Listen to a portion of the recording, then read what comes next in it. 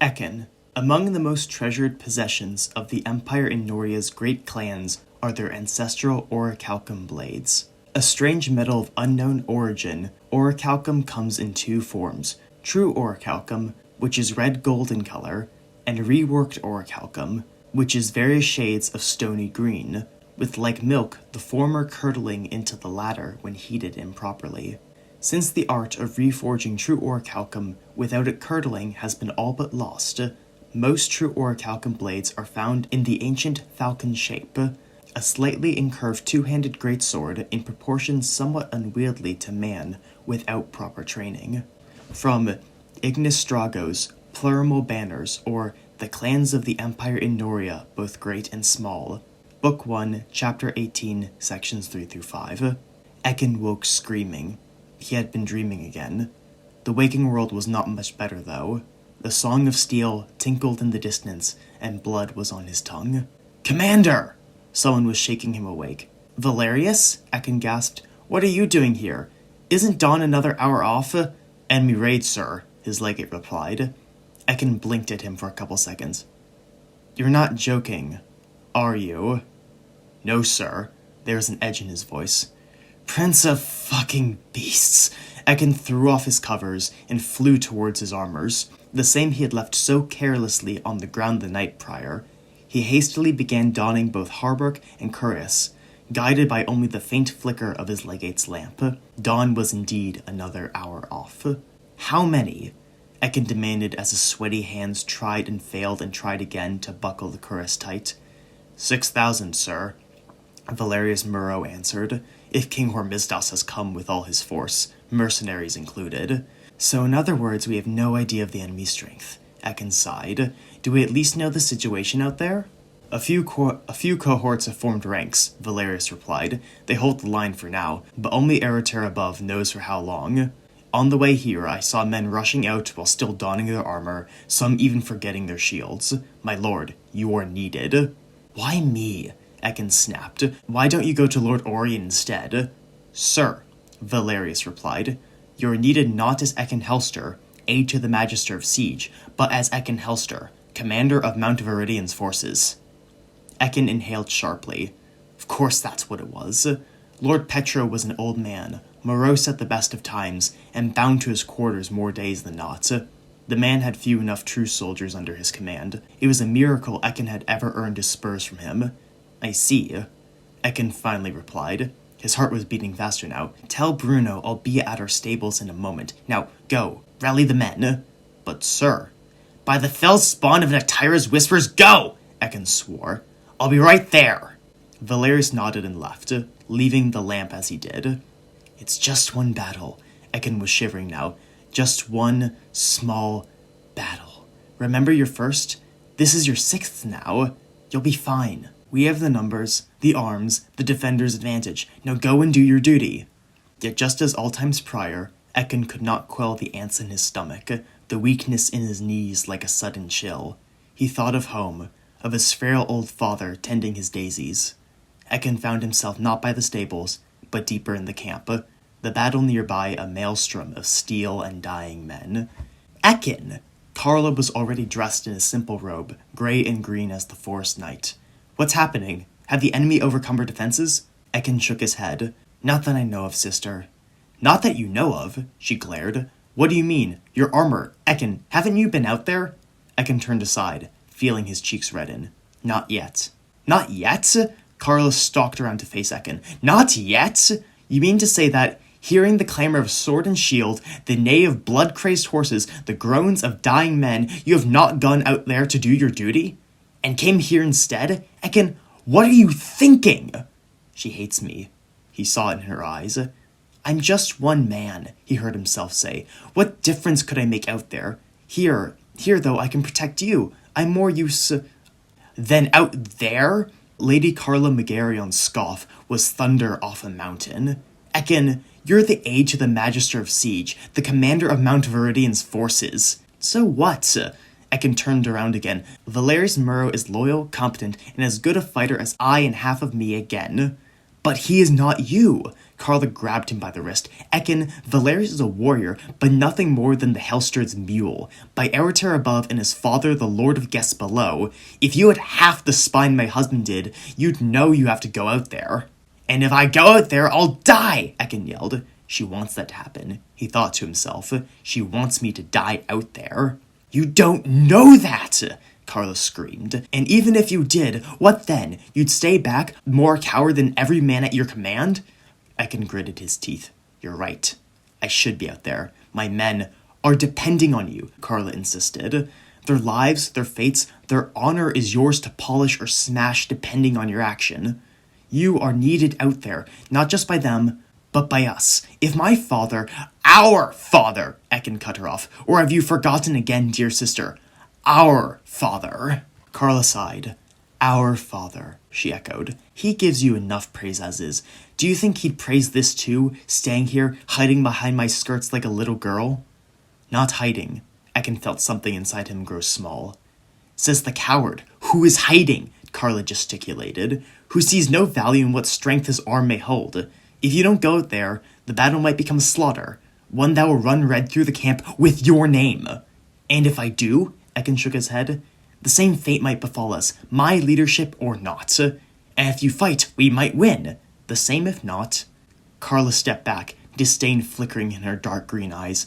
And if victory's ours, what would they say then, knowing Sir Ekkin Hellster, heir to Mount Viridian and her forces, fled from the field of battle? You would shame our mandate, our lands, the name you have so fortuitously been given. Until your skin goes sallow and your joints weak, you'll be known as Ekkin the Poltron, the knight who fled. No, I wouldn't. Ekkin shook his head. Carla pointed a finger at him. Look at you. In my father's silvered armor, wearing the sword of my ancestors, and you're a fool? Ekkin caught her wrist in words, both too familiar. Is that what you're going to call me? Again? Gah! Carla's face twisted as she wrung her hand free. May the Prince of Beasts have your head, Ekkin. Ekkin crossed his arms. And may he have your words and turn them evil, Carla.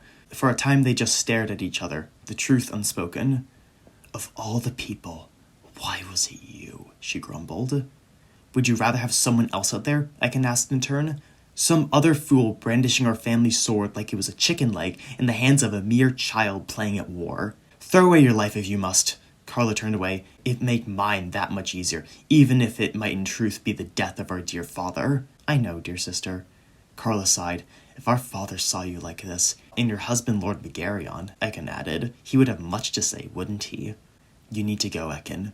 Carla turned back towards him. Your sword. Use it. You're the last of us. She then jumped back, tugging the blade from Ekkin's hip as she did, its red gold sheen a ruby flame in the lamplight. Were that I, a man, had been born, and you, the woman, she held it aloft, so that I could use this myself. The blade now separated them, each peering into its depths from adverse sides. True orichalcum it was, though refashioned from the traditional falcon shape into that of a Norian longsword. Like many of the hundreds of ancestral blades scattered across the Empire, it bore a name in the ancient flowing tongue of Old Myconaya. Although its original sound had been lost, its meaning lived on in the liquid vowels of High Norian. Rendered in that tongue, its name was Fortune by some translations, Luck by others.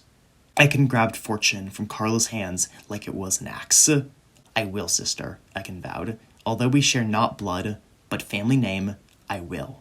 I will not make a fool of myself. I will not bring dishonor to our ancient house and the names of our ancestors, even if they are yours more than mine. Not if I can help it. He set Fortune by his hip and turned to leave. The long dawn begins, he heard himself say. When the sun finally shines, it will be over the field of our victory. Snow-bearing winds, then from tall monts did fall, Ekkin thought to himself, reciting a line of some ancient poem, onto fields planished by the work of thralls. Ekkin, Carla called as he was just about to pull the tense cloth door aside. Yes, she means one final insult. Bring it back to me, she ordered. I care not how. Ekkin nodded and pulled the canvas door aside. Outside, the clamor of arms was louder. Soon after, the ants returned. The crack of splintering wood shook him, tense as when the lightning storms of his youth shook the tall walls of Mount Viridian. A horse. Ekkin gritted his teeth. I need a horse. At once Ekkin raced towards the stables near the camp's southeast edge, sticking to the shadows and behind the occasional tree as he did. They had to clear half the forest to make camp, but a few trees persisted. As Ekkin ran, the clamor became louder, though a disturbing amount came from the north, right where the camp edged against the remaining forest. Did they send one of the free companies to flank us? He shook the thought from his head. It just meant they had to fight all the harder. Commander, Bruno, his companion and heir to the hortatori, called to him from outside the stables. His leathery hands held the reins for a pair of war horses. Taller than Ekkin by at least 2 heads, Bruno was a titan of a man, more stone than flesh, and bald as an egg. Bruno! Ekkin gasped, never so glad to see his face. Where's Valerius? I thought he was going to meet me. Valerius rallies to the east, Bruno replied in his smooth voice. He awaits you. Ekkin inhaled sharply, took half the reins from Bruno, and mounted his warhorse. Although he had saddled his first pony at 7, and had been riding destrier since he was squire to Lord Petro Orion at 10 and 3, at 20 and 1, Ekkin still found the massive beasts unsettling. They're attacking from the south, correct? Ekkin surmised as Bruno led him towards the distant glow of torches half obscured by the trees. And the north, Bruno nodded. Word is the fighting is better there. Soon the sun will rise, and we'll see if that proves true. Or if it's another of King Hormisdas' tricks, Ekkin finished. Valerius met them at the rallying point, a patch of ebon-glown trees with their purplish bark and budding yellow fruits. In his hands was the Helstrid's banner, a white swan and cream daisies on an emerald-green field. With him was the entirety of Mount Viridian's vernal knights, 300 heavy, another 100 light, all donned in the Helstrid's cream and emerald. By number, theirs was the 3rd largest contingent of the 3,000 horse Tychon Otho had brought with him. The largest share was Magister of War, Lord Eliador Nox's, 600 heavy and half as many light. Behind him was Magister of Cavalry, Lord Casimir Marula's Iron Raven Knights, only 500 lancers but all expertly trained. The remaining 5 quarter legions were made of other lords and their entourages. Commander! Valerius turned to Ekkin from atop his horse. Where have you been? Ekkin tried not to grit his teeth. Don't worry about it. Valerius nodded. What's our plan? We hit them from the rear. Ekkin said, reciting a tactic he had read in some old military history. Hard. Tell that to them. Valerius pointed with his thumb to the soldiers, many of whose horses whinnied restlessly. Have some words for them? I'll improvise. Ekkin strode forward and cleared his throat, and hopefully it'll be enough. Attention! Ekkin could barely hear himself over the clamor. Attention! Ekkin glanced back at his companions. They doubt me. Bruno saw and strode forward, sucking in air as he did. Listen up, ya shits! Bruno shouted over the crowd. Our captain here has something to say! Bruno extended a hand to Ekkin and winked. Ekkin couldn't help but grin. Thank you. Ekkin heard himself shout, as some greater force seized him, the same which bubbled up each time a sword was placed in his hand, a horse between his legs, and armor over his heart. It has come to my attention, Ekkin began, settling the ants in his stomach, that we're under attack. A round of laughter rippled through the crowd. Ekkin raised his fist for silence. And you know what? He took on a rougher voice, a technique he had long practiced at his father's behest. That pisses me off. There I was, having a nice sleep, when all of a sudden, Hormisdas' dogs came a-knocking. And now it seems like we gotta kill all of them so we can get another couple minutes of shut-eye. A groan of assent echoed back at him. And what's more than that, Ekkin grabbed his throat. I'm thirsty. Some wine would be nice, but more than that, I'm thirsty for Navarine blood. Who's with me? A cheer. Ekkin grinned like a madman. Lucky for us, there's a field full of jugs right to the west of us. Smash them, and the sun will rise as we go drunk on the taste of our victory. Ekkin drew fortune and raised it high above his horsehair-plumed helmet, shouting the ancient war cry of his clan. Their death, our daisies! The House of Helster's knights raised their weapons, a collection of swords, spears, flails, and lances. Their death, our daisies! With me! Ekkin spun round and led his men through the woods, riding behind the tree line despite the ever-brightening gloom. Soon they arrived at the forest's edge, watching the fight in the distance. Many of the enemy held swords, but many more torches. Behind them some of Hormisdas' estimated 500 cavalry stood guard. They mean to burn down the camp, Ekkin realized, quelling his fears as that spiritedness once more took over and made him the man he had been raised to be. "They've lit themselves up like a village festival," he shouted. "Show them the error of their ways." Pointing Fortune towards the enemy, he once more let loose the Hellstrid's war cry. "Their death! Our daisies!" "Their death!" his men repeated as the horses all began to charge towards the enemy's rear. "Our daisies!" The wind whipped against Ekkin's white and green armor as he, Bruno, and Valerius raced towards the enemy. He was nervous, but there was nothing he could do. Yet, when they were not 70 strides away, the enemy's cavalry gave way, sand beneath a squall. A dark tide overcame them, one which roared with the sound of steel and hooves. For a second, Ekkin was flabbergasted, until from the pre-dawn gloom his eyes made out dozens of black-armored knights and a banner flying above their clinking plate. A midnight blue banner, on which soared a mountain, a star, and a blackbird between them. Casimir Marula, Ekkin realized. The Magister of Cavalry had beaten him.